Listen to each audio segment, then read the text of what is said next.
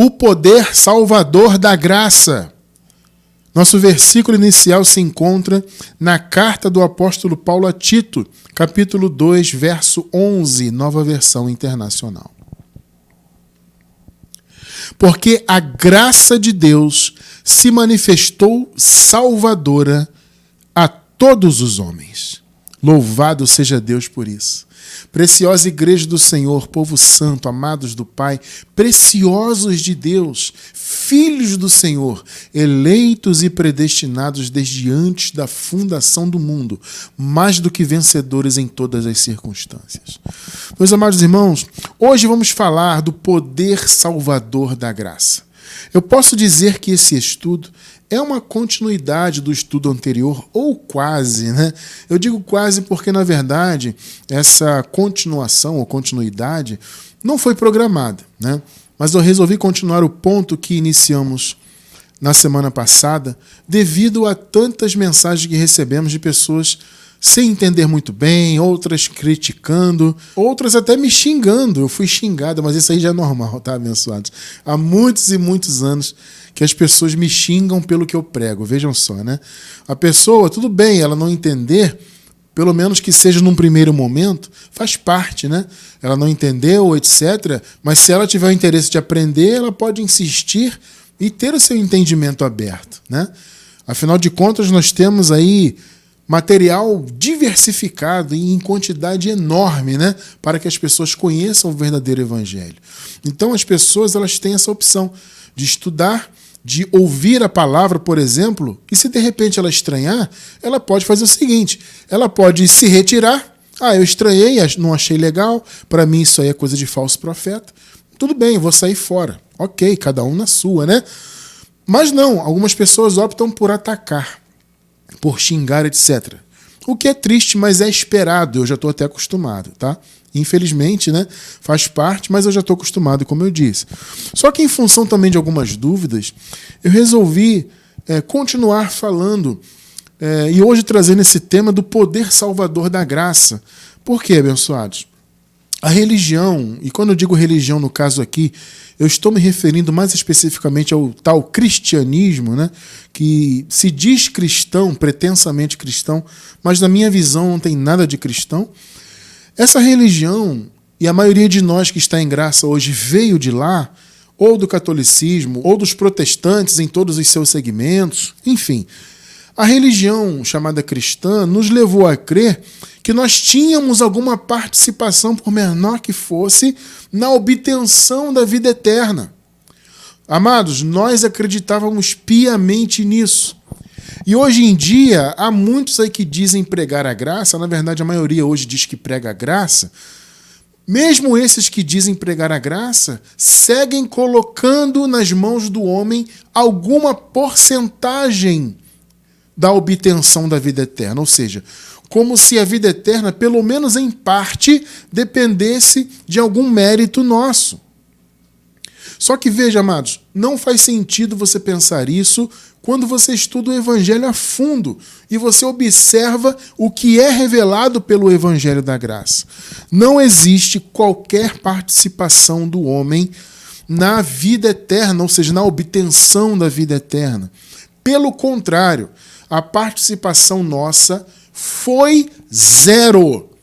Por isso que nós podemos dizer que nós já nascemos com a vida eterna, porque ela foi concedida 100% pela graça, através de Jesus, através da justiça de Deus que Jesus estabeleceu, através da fé do Senhor Jesus, como vimos na semana passada.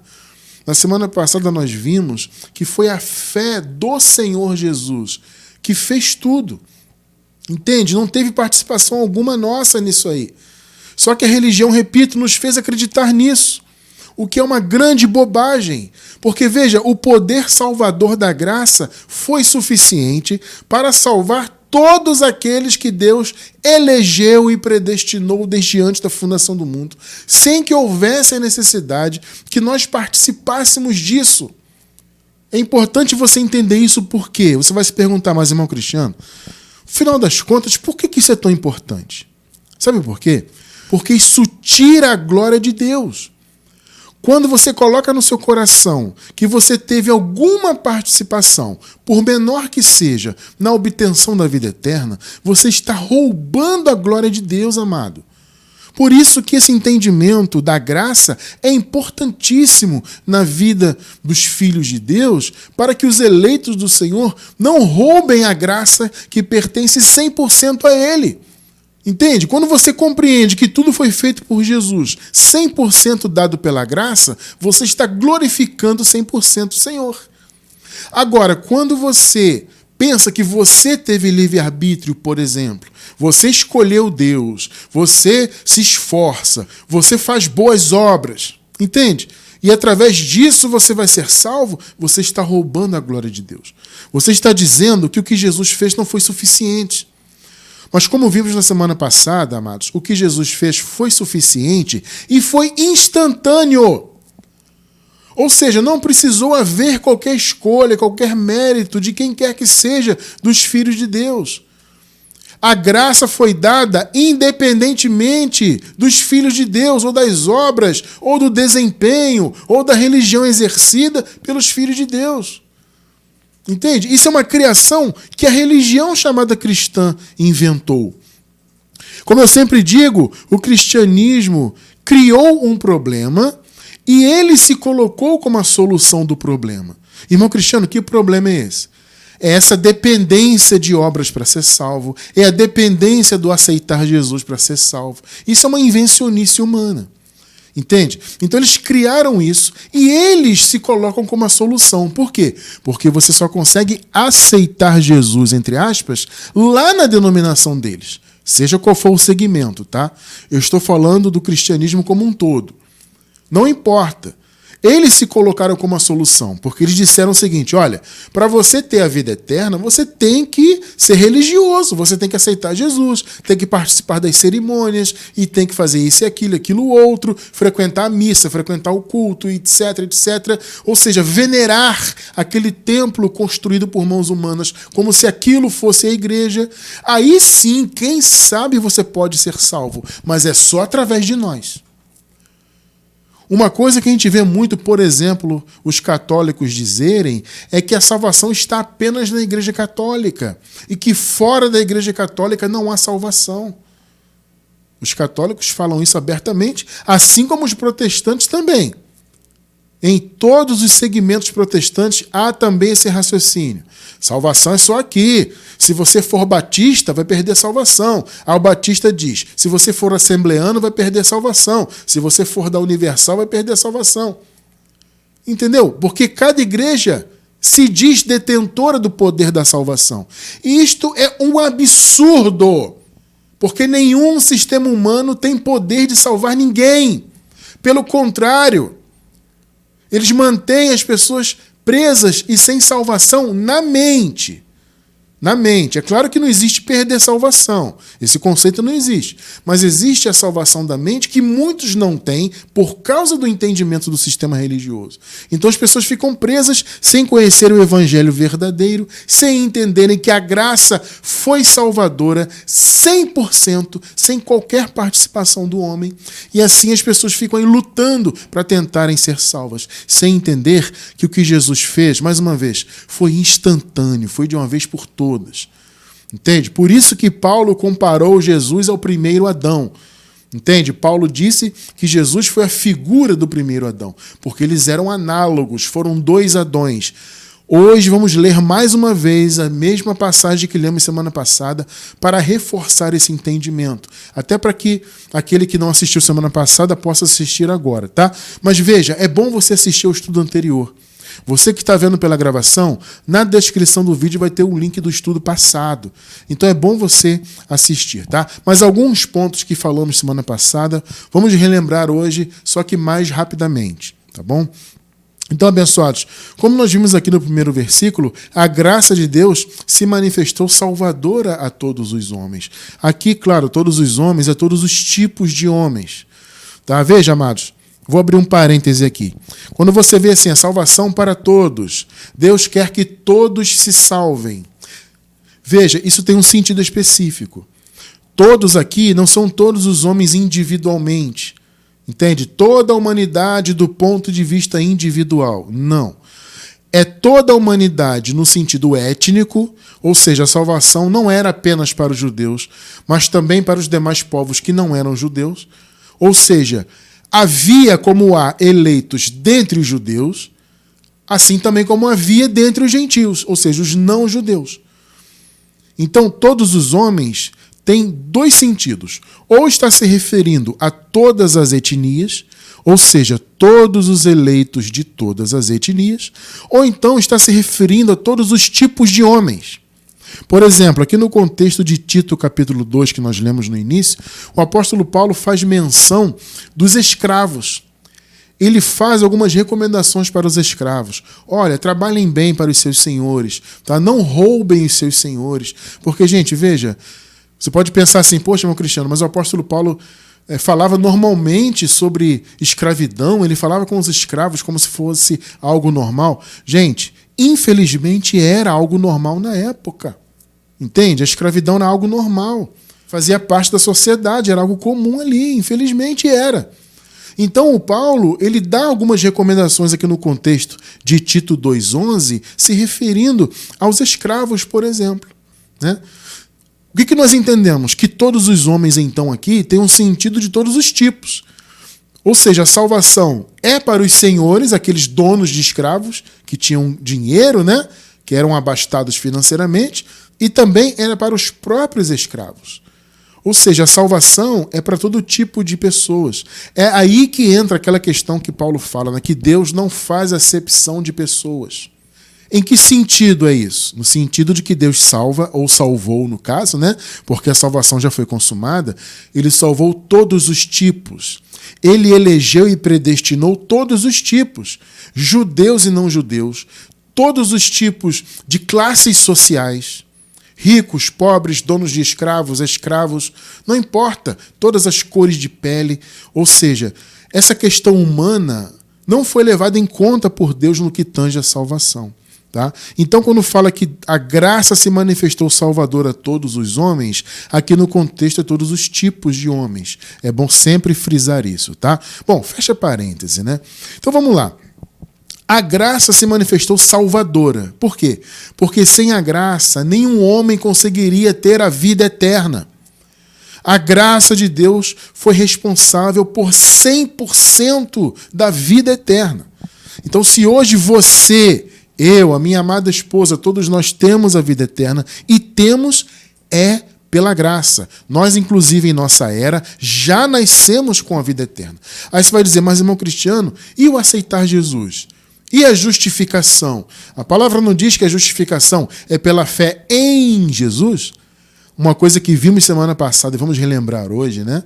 Em Jesus, ou seja, uma fé que parte de nós, ou partiria, né? Dentro desse raciocínio que é errado, né?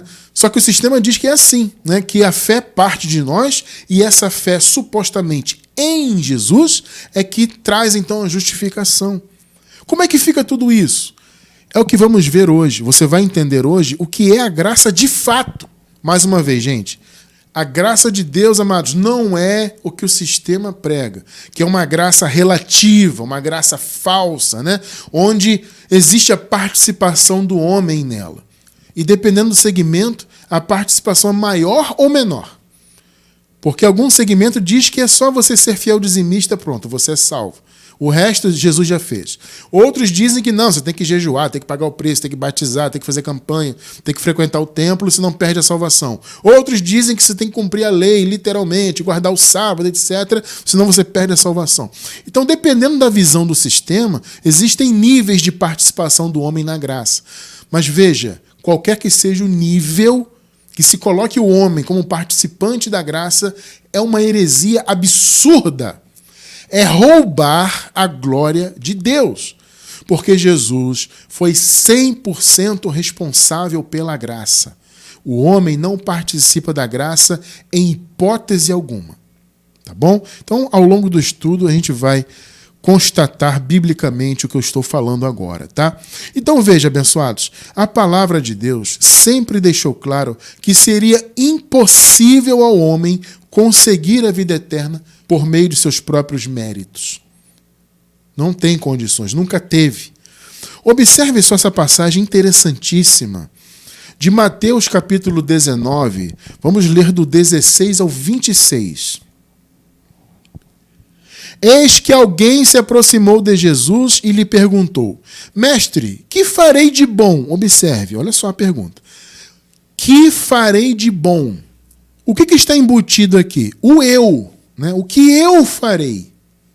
Ou seja, essa pergunta diz respeito à capacidade humana.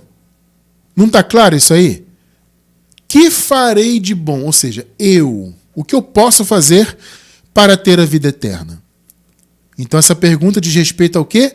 A suposta capacidade do homem, né? 17. Respondeu-lhe Jesus: Por que você me pergunta sobre o que é bom? Há somente um que é bom. Se você quer entrar na vida, obedeça aos mandamentos. Ué, irmão Cristiano, que mandamentos são esses? A lei, gente. Vamos lá, abençoados. Vamos pensar no contexto temporal. Eles estavam ali em que tempo? No tempo da lei. Jesus, os seus discípulos e os judeus que estavam ali ao redor, todos eles estavam debaixo da lei. Então Jesus respondeu à pergunta daquele jovem, querendo saber o que ele, jovem, né, precisaria fazer para alcançar a vida eterna. Veja, Jesus responde isso do ponto de vista da lei. Tá? Por enquanto, não tem nada da graça aqui na resposta de Jesus. Pensa bem nisso, gente, o contexto do tempo. Eles estavam debaixo da lei, estavam antes da cruz, antes da graça, portanto. Então aqui Jesus começa respondendo do ponto de vista da lei. Lembrem-se que a lei dependia do desempenho humano para funcionar. Por isso, inclusive, que a lei nunca aperfeiçoou ninguém. Porque ela dependia da capacidade do homem, capacidade esta que o homem nunca teve. Então Jesus respondeu àquele jovem do ponto de vista da lei, né? Se você quer entrar na vida eterna, obedeça aos mandamentos. Cumpra a lei. 18 e 19. Quais? Perguntou ele.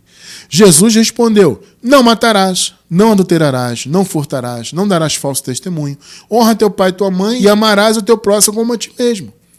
Então, basicamente, Jesus falou: cumpra a lei, cumpra os mandamentos da lei. 20 e 21. Disse-lhe o jovem: A tudo isso tenho obedecido. O que me falta ainda?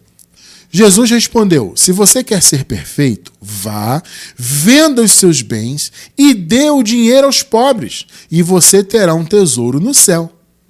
Depois venha e siga-me. Olha só, mas o que Jesus falou aqui para o jovem.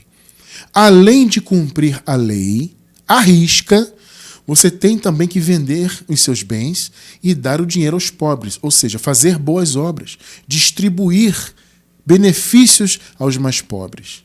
Perceberam? Ou seja, amados, se a salvação dependesse do homem, ela teria que ser assim. O homem teria que cumprir a lei plenamente, sem nenhuma falha, e ainda fazer boas obras. Interessante, né? 22 e 23. Lembrando mais uma vez, Jesus aqui está respondendo do ponto de vista da lei, ou seja, se a vida eterna ou a obtenção dela, né, dependesse do homem. Se dependesse, teria que ser assim. Cumprir toda a lei e ainda ajudar os pobres, né, fazer boas obras, etc. Ouvindo isso, o jovem afastou-se triste, porque tinha muitas riquezas. Então o jovem ele era abastado financeiramente, né? Então Jesus disse aos discípulos: Digo-lhes a verdade, dificilmente um rico entrará no reino dos céus. Veja, até aqui Jesus não está falando da graça. Ele está falando do ponto de vista da lei. E do ponto de vista da lei, para um rico era praticamente impossível. Por quê, amados? Porque os ricos, de maneira geral, veja, não são todos. De maneira geral, há um apego excessivo da pessoa que tem bens materiais em seus bens. Então, para uma pessoa que tem muitos bens, abrir mão deles é até mais difícil para quem tem poucos bens. Então, se dependesse do homem, se fosse possível, né, no caso, o homem se salvar, para um rico seria ainda muito mais difícil. É isso que Jesus está falando aqui. Dificilmente um rico entrará no reino dos céus. Mas isso do ponto de vista da lei. 24. E lhes digo ainda, é mais fácil passar um camelo pelo fundo de uma agulha do que um rico entrar no reino de Deus. Porque o rico teria que cumprir a lei, mas também teria que abrir mão de todos os seus bens. Entende? Daí a dificuldade. 25. Ao ouvirem isso, os discípulos ficaram perplexos e perguntaram: neste caso, quem pode ser salvo? Amado, é aqui que entra a resposta de Jesus e é aqui que entra a graça na resposta. Vamos observar? Até então, quando ele respondeu ao rapaz lá rico, né? E falou que ele tinha que cumprir toda a lei e ainda vender todos os seus bens, etc. Até esse presente momento, Jesus estava falando do ponto de vista da lei. Agora veja a resposta dele, 26.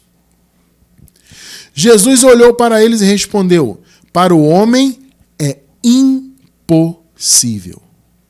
Note que ele não falou para o rico, ele falou para o homem. Aqui o sentido é humanidade. Para a humanidade é impossível. Ou seja, não era impossível só para o rico, era impossível também para o pobre, para todos. Porque o homem não tinha capacidade em si mesmo, nunca teve, para obter a vida eterna, por meio da lei de boas obras. E é exatamente o que o sistema religioso ensina hoje. Porque o sistema diz que as pessoas têm que cumprir obras religiosas e muitas dessas obras são da lei ainda ou são inspiradas na lei, né? E ainda fazer as boas obras. É uma soma de tudo para você, quem sabe, ter a vida eterna. Só que Jesus disse o quê? Para o homem é impossível. Percebeu? Mas, para Deus, todas as coisas são possíveis. É aqui que entra a graça.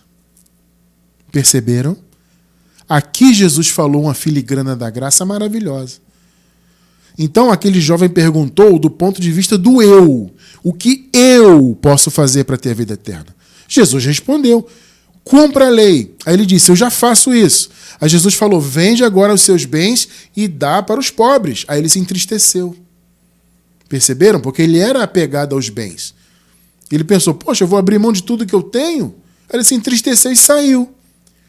Aí Jesus falou: é muito difícil para um rico entrar no reino de Deus. Até então ele estava falando, mais uma vez, do ponto de vista da lei. Só que aqui no final desse trecho que nós lemos, ele coloca a graça na equação, né? Por quê? Porque para o homem, não só para o rico, para qualquer homem, é impossível. Não é o irmão Cristiano que está falando, foi o próprio Jesus. Só que para Deus, todas as coisas são possíveis. Ou seja, o homem não pode se salvar a si mesmo, mas Deus pode. Pegou? Ou seja, é a graça que vai salvar. Só que ele não falou isso abertamente para os discípulos, gente, porque não era o tempo de revelar isso. A graça foi revelada posteriormente ao apóstolo Paulo, depois da cruz, depois do início do ministério apostólico. Entende? Aí, posteriormente, lá na frente, Paulo recebeu a revelação. Então, Jesus não revelou ali, mas ele deu uma filigrana. Olha, ao homem é impossível, mas para Deus é possível. Ou seja, é a graça que vai salvar vocês. A vida eterna de vocês será como foi pela graça. Perceberam? Observe Romanos 8:3. Porque aquilo que a lei fora incapaz de fazer, por estar enfraquecida pela carne. Ou seja, a lei dependia do desempenho humano para funcionar. Só que não era apenas a lei, como vocês viram. Era cumprir a lei à risca e também fazer as boas obras. Repartir o seu pão, seja você rico ou não, você tinha que fazer boas obras necessariamente para você ser salvo. Só que esta era a visão da lei. Perceberam? Só que a lei foi incapaz de trazer vida eterna, de salvar, porque ela estava enfraquecida pela carne. Por isso que nós lemos, por exemplo, em Hebreus, no capítulo 7, que diz assim: a lei nunca aperfeiçoou coisa alguma. Por que a lei nunca aperfeiçoou? Porque ela dependia da carne. Então, o que a lei não pôde fazer por causa disso, Deus o fez. Está vendo o que Jesus falou ali para os discípulos dele? Olha, para o homem é impossível, mas para Deus é possível.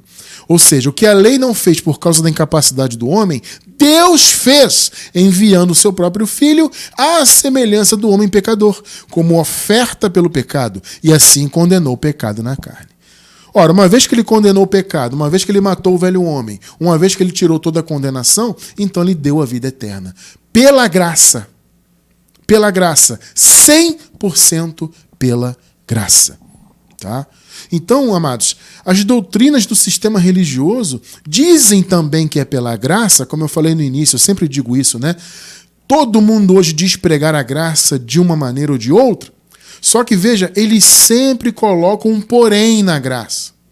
Pois eles dizem que é pela graça, mas essa graça, entre aspas, depende do homem. Então, é uma visão ainda do Antigo Pacto. Porque Jesus não respondeu desse ponto de vista do Antigo Pacto. O rapaz perguntou: o que eu farei? É o eu, tá vendo? É o que eu farei. Então, essa é uma visão do Antigo Pacto. Essa coisa do eu. O cristianismo, amados, eles ensinam isso. É o seu eu que vai trazer a vida eterna para você. Ou seja, Jesus morreu, Jesus ressuscitou, só que você tem que fazer a sua parte. Gente, isso é uma piada de mau gosto. Isso é pisar no sangue de Jesus. É negar o poder salvador da graça. O homem não tem participação alguma na graça. Sabe? Dizer que um homem, com o seu suposto livre-arbítrio, deve aceitar Jesus, porque esse é o primeiro passo ainda, tá? Não basta aceitar Jesus. A maioria do sistema religioso diz que tem que aceitar Jesus, mas você tem que fazer ainda muitas outras coisas. Então, veja só como é que depende do homem. Segundo eles, é o suposto livre-arbítrio. Amados, entendam uma coisa, só quem tem livre-arbítrio é Deus. Entende? O homem não tem um arbítrio livre. Eu digo sempre que o homem tem um arbítrio relativo. É um arbítrio referente a essa vida terrena, onde você planta as sementes e você colhe o que você plantou. Né? A palavra diz que o homem é responsável. Né? Tudo que o homem semear, ele também ceifará nessa vida. Entende? Agora, ter arbítrio livre, isso é uma prerrogativa de Deus. Entende? Então o homem não tem, nunca teve livre-arbítrio, capacidade para escolher Deus. Agora, quando você diz que o homem usou o seu livre-arbítrio, o seu próprio desejo, é o eu. É aquele eu que o jovem lá perguntou para Jesus. O que eu tenho que fazer, Jesus? Percebeu? Então esse tal livre-arbítrio é o eu. O livre-arbítrio criado pelo sistema religioso é a altivez do homem na obra de Deus. Não tem livre-arbítrio que leva o homem a querer pertencer a Deus. Mas o sistema religioso diz que tem. Só que apenas isto já coloca grande parte da obtenção da vida eterna nas mãos do homem, o que é um absurdo. Amados, veja, como nós vimos na semana passada, houve 2 Adões. Olha, eu vou mais uma vez falar disso. Falamos na semana passada, eu vou repetir alguns pontos aqui, porque algumas pessoas assistiram e não entenderam absolutamente nada. Então eu vou me esforçar um pouco mais aqui para tentar fazer alguém entender. Como eu falei, teve gente até que me xingou, que isso e aquilo, não sei o quê. Teve um que perguntou assim: poxa, o que você fumou? Só porque eu falei dos 2 Adões. Ou seja, ele quis dizer que eu estava drogado para falar aquilo que eu falei. São pessoas, gente, olha só, são pessoas que só leem o título das notícias e querem dar opinião. Já viu gente assim? O cara lê o título. Ele pega uma notícia no jornal ou na internet, onde quer que seja, ele não lê ali para ter uma opinião. Ele lê o título e já quer opinar. Ele tem preguiça de ler. No caso dos nossos vídeos, A pessoa vai lá e vê só o thumbnail lá do vídeo, né? E lê só o que está escrito ali, lê o título, pronto, já quer opinar. Ou assiste um trechinho, ou assiste um short nosso, né? Que são esses vídeos curtinhos de até 1 minuto. A pessoa assiste aquilo e já define tudo. Ah, o que você fumou para você falar isso? Não é que eu fumei nada, é você que não estuda. É você que é preguiçoso. É você que não lê, é você que não assiste nada. Quer opinar só do que é mastigado pelo sistema. Não procura ter a sua própria opinião. Então as pessoas ficaram, mas como assim? Que negócio é esse de 2 Adões? Aí teve alguém que falou assim, mas isso é uma bobagem. Quem vai aceitar o mal? Porque eu me referi a aceitar Adão, né? Quem vai aceitar o mal? É claro que ninguém ia aceitar o mal. Amados, o ponto não foi esse semana passada. É óbvio que ninguém vai aceitar e trazer o mal para si. Isso é óbvio, o ponto não é esse. O ponto sobre os 2 Adões é que o que eles fizeram foi instantâneo. Não precisou da participação do homem. Esse é o ponto. É claro que não existe aceitar Adão, porque ninguém aceitaria o mal para si. Mas da mesma forma que não existiu aceitar o primeiro Adão, não existe aceitar o segundo, ainda que esse aceite seja para receber o bem. Não faz sentido. São 2 Adões, eles são análogos. Então veja, o primeiro Adão trouxe o mal, o pecado, a morte, a condenação.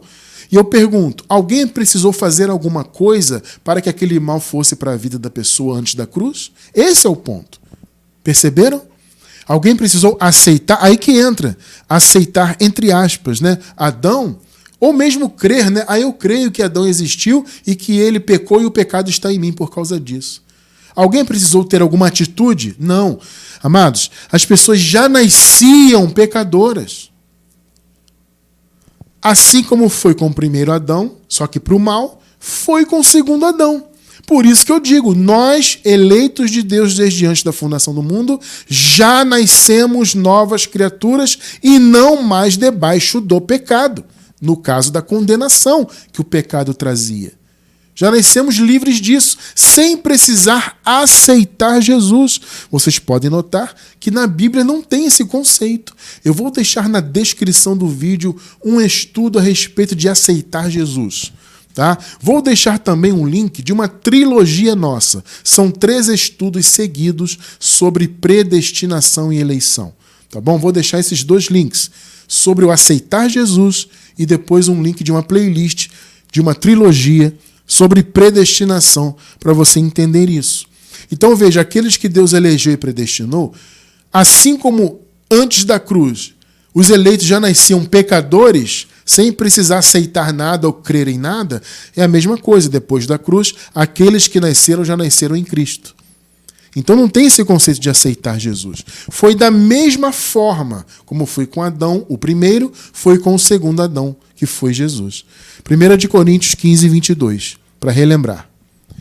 Pois, observem, da mesma forma, pegou? Da mesma forma, como em Adão todos morrem, é aquele conceito de todos, né? Todos os eleitos, em Cristo todos serão vivificados. E foram, né? Aqui o verbo está para o futuro, porque eles estavam antes da consumação de todas as coisas, que foi no ano 70 depois de Cristo. As cartas foram escritas, obviamente, antes, por isso que está aqui no futuro.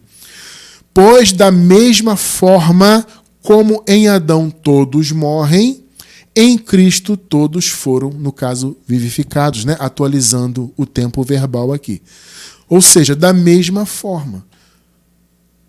Então as pessoas depois do pecado já nasciam pecadoras. Por causa da obra do primeiro Adão. Perceberam? Depois da cruz, as pessoas que nasceram, no caso os eleitos de Deus, já nasceram sem o pecado. Novas criaturas. Da mesma forma. Percebeu, gente? A questão aqui é a forma. O ponto não é, não existe aceitar Adão. Quem aceitaria o mal? Gente, pelo amor de Deus, esse não é o ponto. Acordem para a vida. O ponto é a forma. Pois da mesma forma. Então, o primeiro Adão pecou, ele contaminou a todos que vieram posteriormente. Jesus Cristo trouxe a graça, aniquilou o pecado na cruz, cumpriu toda a lei, ressuscitou. Pronto, todos que nasceram a partir de então, todos os eleitas, já nasceram sem pecado, livres do pecado, livres da condenação, no caso, do pecado. Perceberam? Foi instantâneo. Então não é o ato de crer. Sabe, esse foi o ponto, né, de semana passada. Eu recomendo muito que você assista ao estudo passado, tá? Porque, veja, não é o ato de crer. Ah, eu criei, eu usei meu livre-arbítrio, então eu decidi crer para que as bênçãos viessem até mim, né? Para que, no caso, a vida eterna viesse até mim. Não, não tem isso na Bíblia. Então, da mesma forma como foi com Adão, foi com Jesus. Foi instantâneo. Não tem crer, não tem aceitar, não tem nada disso. Vamos relembrar aqui, ó, Romanos 5, 17 ao 19. Se pela transgressão de um só a morte reinou por meio dele, muito mais aqueles que recebem de Deus a imensa provisão da graça e a dádiva da justiça reinarão em vida por meio de um único homem, Jesus Cristo. 18. Consequentemente, assim como... Percebe que o ponto é a forma? Assim como, da mesma forma, uma só transgressão resultou na condenação de todos os homens, no caso aqui todos os eleitos de todas as etnias, uma só transgressão. Assim também um só ato de justiça resultou na justificação que traz vida a todos os homens. Ou seja, foi instantâneo. Um ato de transgressão trouxe a condenação. Um ato de justiça na cruz trouxe a justificação. Instantaneamente. 19. Logo, assim como por meio da desobediência de um só homem, muitos foram feitos pecadores, assim também por meio da obediência. E aí que entra a questão da fé. A fé do Senhor Jesus. Tá? Não tem fé em Jesus. É a fé do Senhor Jesus. É a fé dele. Ou seja, a fidelidade. Porque a palavra fé no grego também significa fidelidade. Então foi a obediência, foi a fidelidade de Jesus, tá? Então, assim como por meio da desobediência de um só homem, muitos foram feitos pecadores, ou seja, os eleitos de Deus se tornaram pecadores antes da cruz, assim também por meio da obediência de um único homem, muitos foram feitos justos. Então, gente, está claro que foi a forma. Os dois Adões foram análogos, ou seja, o que eles fizeram em termos de abrangência, em termos de resultado, foi a mesma coisa. Só que um foi para o mal, o outro foi para o bem. Um foi para a condenação, o outro para a justificação. Um foi para a morte, outro foi para a vida eterna. Entende? Então não tem participação do homem, não tem essa de aceitar Jesus para você obter o que Jesus fez. Não, foi instantâneo. Esse é o ponto. Estou reforçando muito isso, porque eu recebi diversas mensagens sobre isso. Por mais, amados, que nós expliquemos com toda a calma, etc., amados, as pessoas têm muita dificuldade de entender. E aí nos xingam, e nos atacam. Gente, vai estudar. Esse negócio de xingar é uma bobagem, isso é uma infantilidade. Ah, porque é falso profeta. Ah, porque é herege. Ah, porque não sei o quê. Vai estudar, pelo amor de Deus. Pare de cair nas lorotas do sistema religioso. O sistema religioso inventou aceitar Jesus. Inventou o livre-arbítrio. E vocês ficam caindo nisso. O sistema religioso colocou nas mãos do homem a graça. Isto é um absurdo, amados. Então, meus amados, vamos ver mais um exemplo aqui, que é a questão da justificação. Porque tudo está interligado, né? As pessoas dizem, você tem que aceitar Jesus, e essa fé que você tem, que é sua, e não de Jesus, é sua. É um absurdo, né? É a sua fé, como se o homem tivesse alguma capacidade, que você exerce em Jesus, é que te traz a justificação. Então você tem que aceitar e exercer essa fé em Jesus para que você, através disso, não da graça, mas através do seu esforço de exercer a fé em Jesus, é que você é justificado. Perceberam o absurdo? Eles ficam colocando nas mãos do homem a graça. O sistema religioso, gente, é imundo. Eles pisam no sangue de Jesus, eles negam, amados, eles pregam, ou pelo menos dizem pregar Jesus, mas eles negam Jesus o tempo todo. E aí eles vêm, amados, com essas ideias de que a justificação é pela fé em Jesus. E essa fé deve ser exercida dentro das 4 paredes denominacionais. Ou seja, depende de você manter a sua fé. Vocês estão entendendo, gente, que tudo depende do homem? É aceitar Jesus, é usando a fé do homem suposta, né? E aí o homem, então, com seu livre-arbítrio poderoso, escolheu Deus. E agora esse homem, dentro das 4 paredes denominacionais, ele tem que exercer essa fé que ele, homem, tem em Jesus. Isso é ou não é roubar a glória de Deus? Então o homem que se mantém, ele que se esforça para ter fé em Jesus. Não, amados. Veja, o apóstolo Paulo disse o quê? Que quem manteria o povo era o próprio Deus. Paulo escreveu nos Coríntios, ele disse, e o Senhor os manterá até o fim.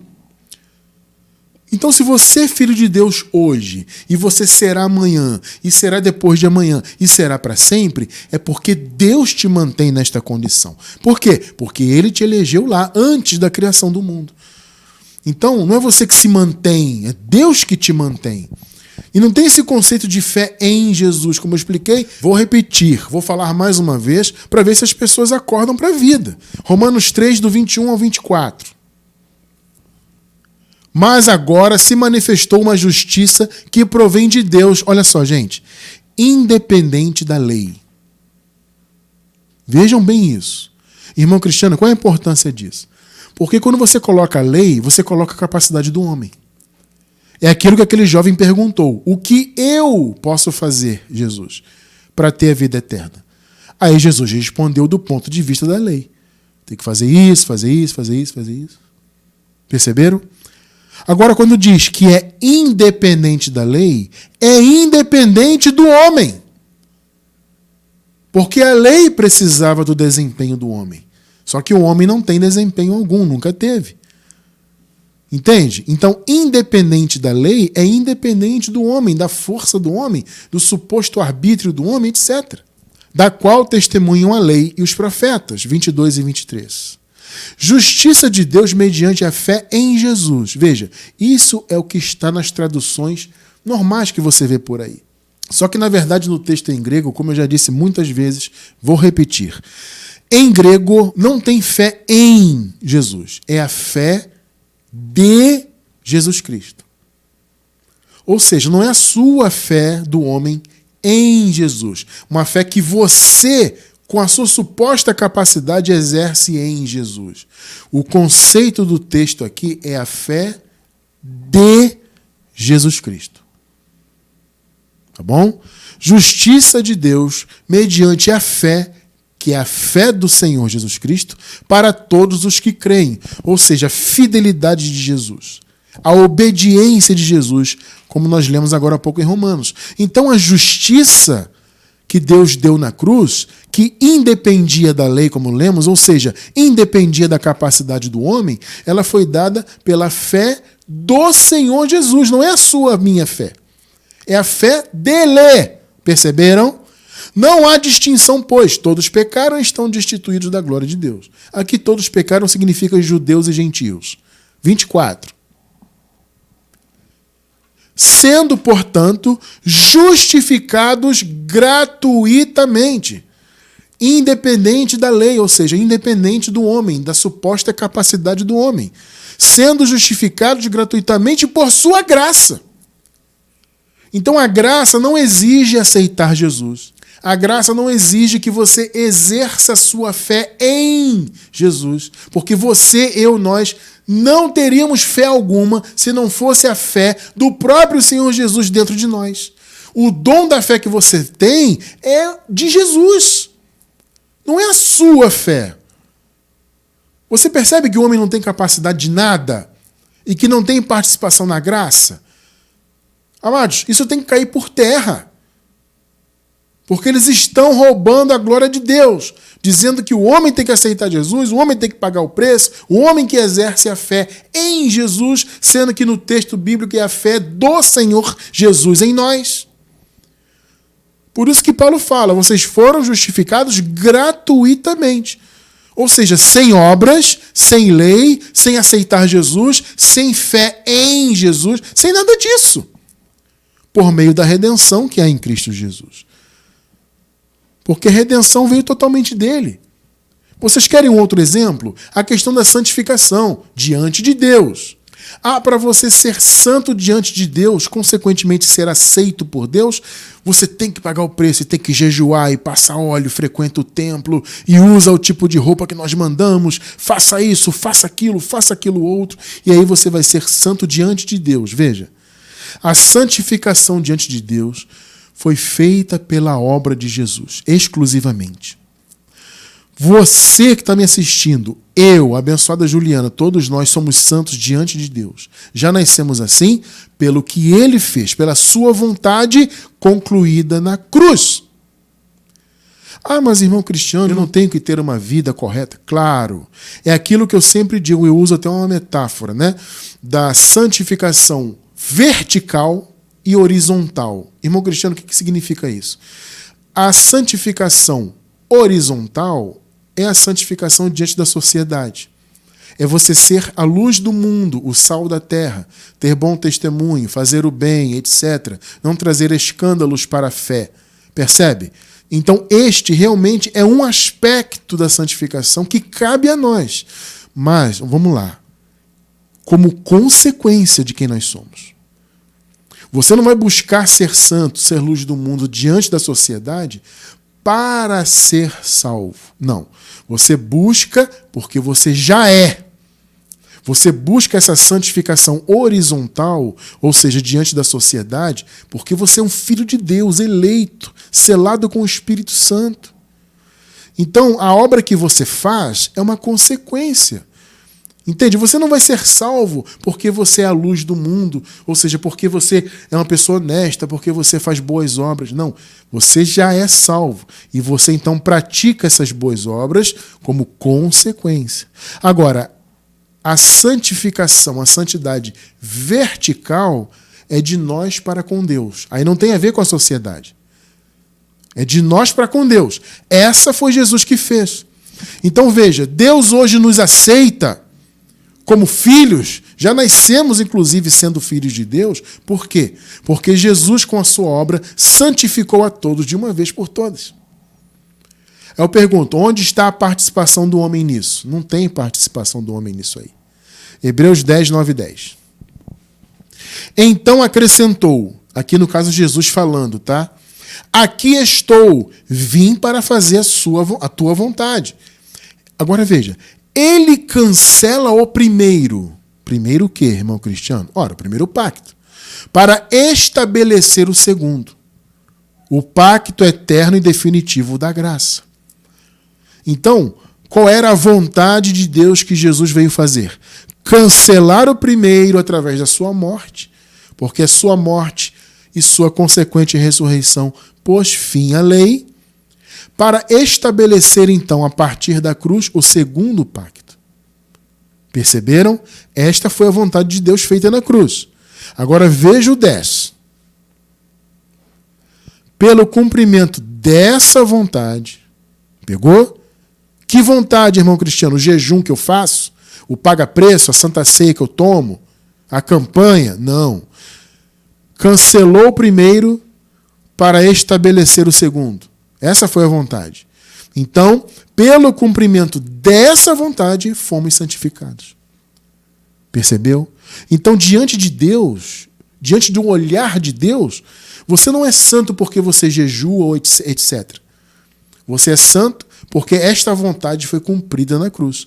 O primeiro pacto foi cancelado e foi estabelecido o segundo. Perceberam?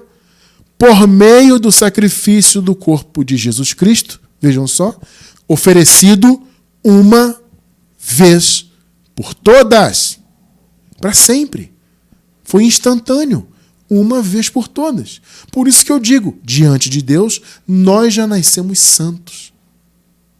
Porque Deus, ele não nos vê segundo a carne.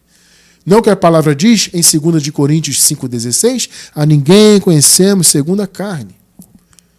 Isso tem um sentido étnico e tem um sentido geral da condição carnal. Porque não é a condição carnal que Deus olha, que Deus te avalia por isso. A carne morreu na cruz. Entende? Recentemente estudamos isto, né? Jesus não matou o velho homem na cruz? Então, para Deus, a carne já morreu. Então, ele não vai te olhar segundo a carne. Ele te olha pelo Espírito. Deus te olha pela obra que Jesus fez na cruz. Oferecida uma vez por todas. Então, eles dizem que a santificação é pelas obras religiosas? Não! A santificação foi pelo cancelamento do primeiro e o estabelecimento do segundo pacto na cruz.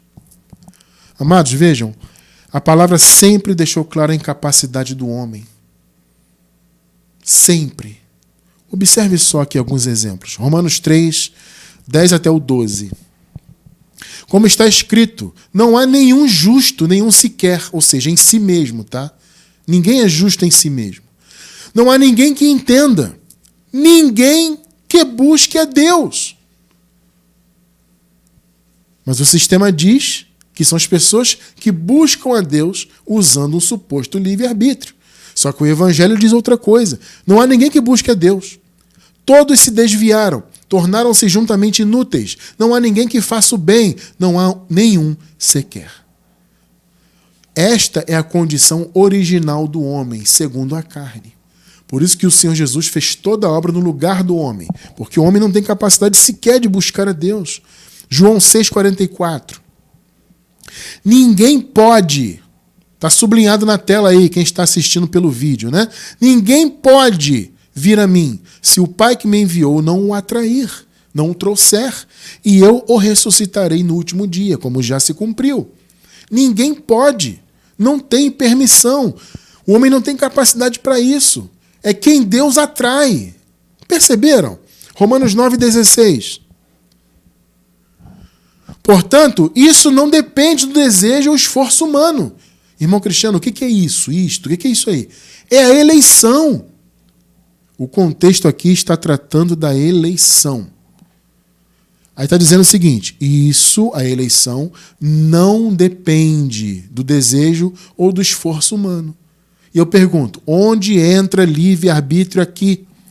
Onde entra o desejo do homem de querer Deus? Sendo que você acabou de ler comigo que ninguém busca a Deus. Não há ninguém que tenha essa capacidade. Então a eleição não dependeu do desejo do homem, mas da misericórdia de Deus. Amados, a palavra deixa claro que nós não temos capacidade de arbitrar nada espiritualmente, de reivindicar nada, de pensar nada. 2 de Coríntios 3,5. Não que possamos reivindicar ou pensar ou arbitrar qualquer coisa com base em nossos próprios méritos, mas a nossa capacidade vem de Deus. Perceberam? Aqui no contexto, Paulo está falando de ser ministro da nova aliança. Deus fala, olha, o Senhor nos capacitou para sermos ministros de uma nova aliança. Só que isso não vem de nós. Entende? A revelação de Deus. Porque nós não temos capacidade para reivindicar, para pensar, para arbitrar nada por nossos méritos. Você acabou de ler comigo aqui. Mas vem a religião, o tal do cristianismo, e vive colocando o mérito na mão do homem. É aceitar Jesus, é a suposta fé em Jesus, sabe? São as boas obras e tem que pagar o preço. Entende? Isso é um absurdo total. E você só é santo se você fizer isso e aquilo, se jejuar, se passar óleo na cabeça. Esse tipo de pensamento, amado, tem que cair por terra. Amados, Deus sempre soube da nossa incapacidade. Por isso que Ele pré-ordenou a graça antes dos tempos eternos. Justamente por saber da nossa incapacidade. Deus sempre soube que nenhum filho dele teria capacidade de buscá-lo, de se santificar a si mesmo, de aceitá-lo, de querê-lo. Deus sempre soube que isto não seria possível. Então ele preordenou a graça. 2 Timóteo 1, 8 e 9. Portanto, não se envergonhe de testemunhar do Senhor, nem de mim, que sou prisioneiro dele, mas suporte comigo os sofrimentos pelo Evangelho segundo o poder de Deus. 9. Que nos salvou, vejam só, e nos chamou com uma santa vocação, não em virtude das nossas obras, mas por causa da sua própria determinação e graça. Tá vendo, gente? Tudo partiu de Deus e da sua graça. O homem não participa de nada. Esta graça nos foi dada em Cristo Jesus desde os tempos eternos. Perceberam? Em algumas versões aparece antes dos tempos dos séculos. Então, antes de haver tempo, antes de haver criação, o Senhor já havia determinado e pré-ordenado a graça. Por que ele fez isso? Porque ele sempre soube da nossa incapacidade. Ele sempre soube que o homem não teria qualquer participação. Então, gente, vamos lá.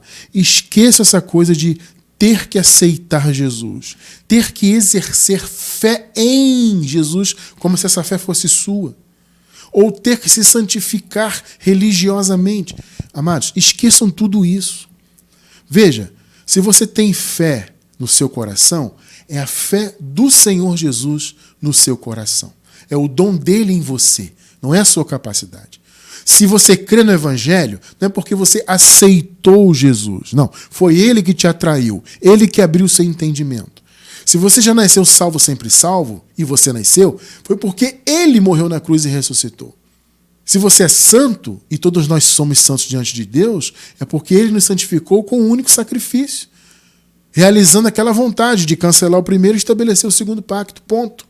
Ali foi a santificação de uma vez por todas. Então, gente, esqueçam, não há participação do homem. Então, essa graça que você vê sendo pregada aí, em muitos aí, até do sistema religioso tradicional, que está dizendo que prega a graça hoje, é tudo papo furado. É conversa fiada. Como se diz no ditado popular, é conversa para boi dormir. Não caia nessa, porque o homem não participa de nada. Veja, tudo que você faz como consequência. Porque você tem um chamado às boas obras. Então você pratica boas obras como consequência de quem você é. Você tem um chamado a ser luz do mundo. Então você é luz do mundo. Por quê? Como um chamado, como consequência de quem você é. Nada que você faz pelo reino de Deus é para alcançar algo. Sabe? Vou fazer para alcançar a bênção, para alcançar a vida eterna. Não. Você já nasceu com tudo isso pela graça. 100% pela graça. Sem nenhuma participação sua. E aí, como consequência, pela revelação do Evangelho na sua vida, com os seus olhos iluminados, aí sim você faz o que tem que ser feito. O seu chamado como filho. Mas as obras não trazem consequência de bênçãos. As obras não trazem nada para a sua vida. Elas são a consequência de quem você é. E quem você é porque Deus te elegeu para ser. Gente, toda a honra e toda a glória pertencem a Jesus. Aqui em graça genuína, aqui nós não roubamos a glória de Deus. Nós entendemos que tudo foi 100% pela graça. E eu quero encerrar, portanto, com Efésios 2, versículos 4 e 5. Todavia Deus, que é rico em misericórdia, pelo grande amor com que nos amou. Se você nasceu com a vida eterna, 100% pelo que Jesus fez, foi por causa do amor de Deus por você. Não foi a sua escolha, não foi o seu esforço, nada disso. Foi o amor de Deus, porque ele te amou desde antes da fundação do mundo. Deu-nos vida juntamente com Cristo, quando ainda estávamos mortos em transgressões. Bom, isso aqui se refere a quem esteve antes da cruz, né? Pela graça vocês são salvos. Gente, você tem a vida eterna hoje? Tem. É por meio de quê? Por meio da graça. Perceberam? A vida eterna é por meio da graça. As bênçãos espirituais que você tem, e você tem todas, é pela graça. O Espírito Santo na sua vida te guiando, é pela graça. Tudo é pela graça. A graça nos basta. Então, amados, você que ainda está preso no sistema religioso, esqueça-o. Sai dessa vida de sistema religioso. Deixa isso de lado. Venha viver o evangelho da graça. Estude a palavra. Conheça as profundidades da revelação da graça. Para que você viva este evangelho maravilhoso, que depende totalmente de Deus.